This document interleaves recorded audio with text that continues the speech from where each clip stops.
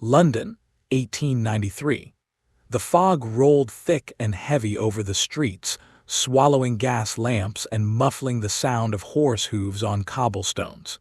Inside 221B Baker Street, Sherlock Holmes sat motionless in his armchair, his sharp profile illuminated by the flickering firelight. A blood-stained letter rested in his hand. "Watson," he said finally, his voice carrying the weight of unspoken danger, "this may be one of the most perilous cases we have ever faced." I set down my tea, the warmth in my hands doing little to combat the chill that his tone sent through me. "What does it say?" Holmes passed me the letter. The words were scrawled in an erratic hand, as though the writer had been trembling. "To Sherlock Holmes, the guardian of reason, the cipher waits in the shadows of ruin. Solve it before the bell tolls, or London's lifeblood will stain the Thames."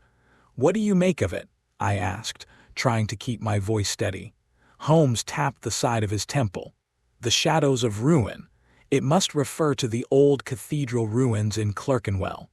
The place is deserted and suitably ominous for such a scheme."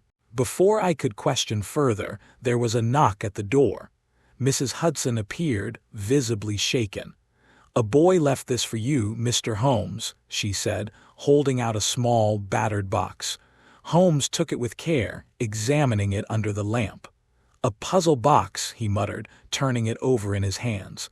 "Ingenious. The lock mechanism alone speaks of a highly intelligent designer." As his fingers worked the intricate mechanisms, I paced the room, my unease growing.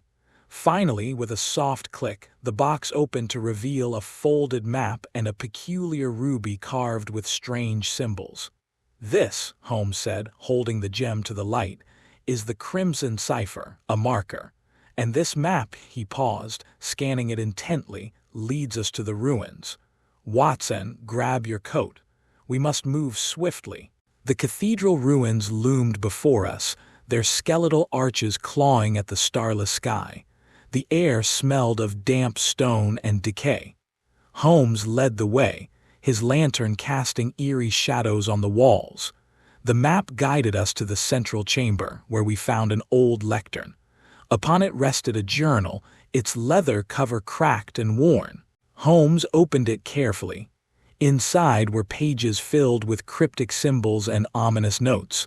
"When the clock strikes 12, the fire will rise. The crimson gem shall guide, but the wrong step will seal their fate." "Holmes," I whispered, "this feels like a trap."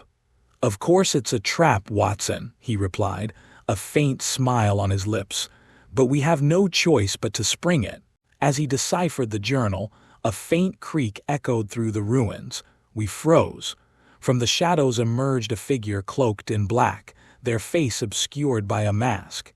"Mr. Holmes," the figure said, their voice a chilling whisper, "you're as clever as they say, but even you cannot stop what is to come." Holmes stepped forward, his eyes like steel.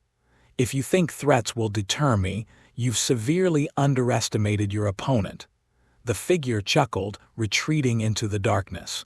"Solve the cipher or London burns. The choice is yours." The journal led us to the Tower of London. Beneath its ancient halls, Holmes uncovered a hidden passage. We descended into the depths, the air growing colder with each step. At the end of the tunnel was a room filled with gears, wires, and a massive clock mechanism. It was a bomb, an elaborate device set to detonate when the clock struck midnight. Holmes examined the machinery with a calm I envied. "Watson, hand me the cipher." I passed him the ruby. Holding it to the light, he observed its symbols and then aligned it with the bomb's mechanism. The gears shifted, revealing a compartment with a second puzzle. Holmes worked tirelessly, his hands moving with surgical precision. The minutes ticked by, each one a drumbeat of impending doom. "Holmes," I said, glancing at my watch, "we have less than 5 minutes." "I'm aware, Watson," he replied, not looking up. The final mechanism clicked into place with just seconds to spare. The bomb deactivated, the room falling silent save for the sound of our ragged breaths. Back on the surface, dawn broke over the city. As we emerged from the tower, the cloaked figure stood waiting. This time Holmes was ready. With a swift motion, he revealed the figure's face. It was Inspector Harrington, a high-ranking officer in Scotland Yard. "Holmes," I gasped. "How did you know?" Holmes smirked. The letter's ink was a rare blend used only by government officials. Harrington's actions in our previous cases also betrayed a knowledge only the criminal could possess. He sought chaos to mask his true motive, control over London's elite. Harrington sneered. "You may have won this time, Holmes, but you cannot stop the tides of change." "Perhaps not," Holmes said, as the constables dragged Harrington away. "But for now, London sleeps safe." As we returned to Baker Street, the first rays of sunlight streamed through the windows. Holmes settled into his chair, lighting his pipe. "Another case closed, Watson," he said, exhaling a plume of smoke. "And another reminder that the shadows are never truly gone. They merely wait." I nodded, pouring us both a glass of brandy. "Then we must remain vigilant." Holmes raised his glass. "To vigilance and to the unyielding pursuit of truth." And with that, the fire crackled once more, and the fog outside began to lift.